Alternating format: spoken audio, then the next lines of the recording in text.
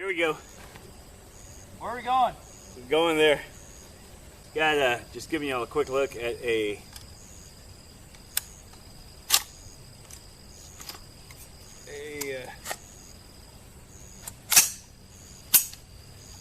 giving y'all a quick look at CBC UPPER.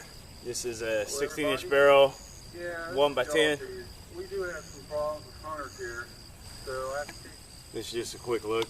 There you go. I'm not gonna get this. Ain't a review or anything else. Shot the 7.62 plenty of times before. It's a great bullet, proven effective, and definitely got some power behind it. And here you go, just giving you a quick look at this UPPER from CBC.